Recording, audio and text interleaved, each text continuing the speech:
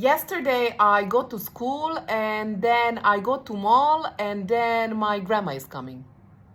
I bet this conversation rings a bell if you have a 3, 4, 5 year old or a child whose English is a second language. And also when I refer to English as a second language, child can be at any age to actually have this conversation. I assume that reactions that might happen from your side are either ignoring because you actually understand what the child wants to say, so you do not want to confuse them, or correcting them and saying, no, I went to school, I went to the mall, and I had my parents coming. So what is smart to do in this case? As you assumed, today we're going to talk about how children start talking in past tense. Just to make it clear, I'm going to talk about English language, but this refers to any language that the child uses, any first language. If English is the first child's language, then the child should be using regular past forms by the year of 3. Regular past form is the verb that ends in ed. For example, I wash, I washed. The same child would be acquiring irregular past forms by the year of 4. And when I say irregular form, that means that that's the form that does not end in ed, what is the rule, but is an exception from the rule. For example, I see, I saw. Things are a little bit different with children that are English as a second language or English as an additional language speakers, which means that they can reach these milestones basically whenever. And same goes with the adults. The rule that goes for both is that at the beginning, when children start speaking, they use present tense to communicate about something that happened in the past or to narrate. When they start implementing more complex grammar forms like past tense, for example, they start from regular forms. So first thing that they will acquire is the regular changes. For example, wash, washed. And then naturally they start picking up on irregularities and exceptions from the rules. For example, take, took, see, saw, etc. But not necessarily. And that is because of the frequency of use of some verbs. For example, verb go is an irregular verb, but it is a very frequent one. And when children talk about their past events, they usually talk about their whereabouts, where they have been, whom they have visited, etc., etc. And they also listen to the verb go very often. And guess what? Verb go is an irregular verb because it has irregular past simple tense form. That is why I have rarely heard that a child says, I go to the supermarket. I did hear them saying, I go to the supermarket yesterday, but I've never heard them saying, I go to the supermarket. I heard them saying, I went to the supermarket, because they've heard it so many times. So basically, they base their knowledge on frequency of usage of a certain verb rather than the rule. They've heard it so many times that they actually adopted it as it is. So now let's go back to what I said at the beginning. Our reaction to their mistakes, right? So you often either hear a child using a regular form of past tense when they speak. For example, I seed a bird yesterday. Or using present to communicate something that happened in the past or to narrate. And because that hurts our ears, we are very quick to correct them and say, no, I saw a bird today. I went yesterday. No, not I go. I went. I know because I've done it. When we do this, we interrupt the fluency of speech or we break their confidence because sometimes children are not very confident to talk about their day. So we do not want to do anything to disturb that. So let me give you an example of how your response should be. I builded a castle in the sand yesterday. Oh, lovely. You built your own castle by yourself? How did you build it? You built it using sand or did you use some water?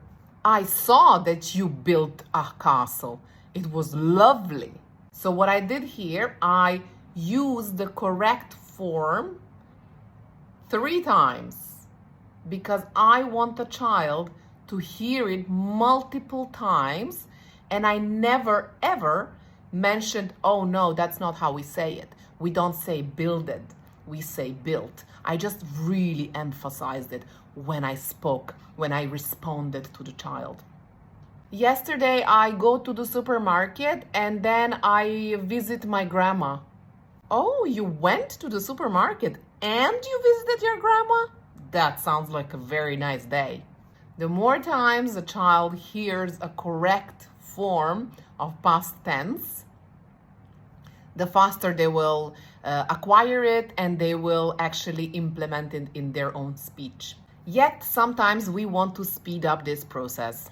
And that usually happens when we have an EAL student who is a little bit older, so you want your child or your student to catch up with the grammatical rules of the language and to speed up the language acquisition process. And naturally, if a child is older, then they're kind of used to the direct one-on-one language learning. So why don't you use some visuals, some cards, and some games with them? You can use conversation starter cards where there is an action showed in the picture and just ask a simple question. What happened? For example, in the picture, you can have woman dropping something, dropping a watermelon, let's say. And then you can just ask, what happened? And the child response should be, a woman dropped a watermelon, right? So you can practice that first with regular forms with your EAL student or EAL child. And then after that, add some irregular forms.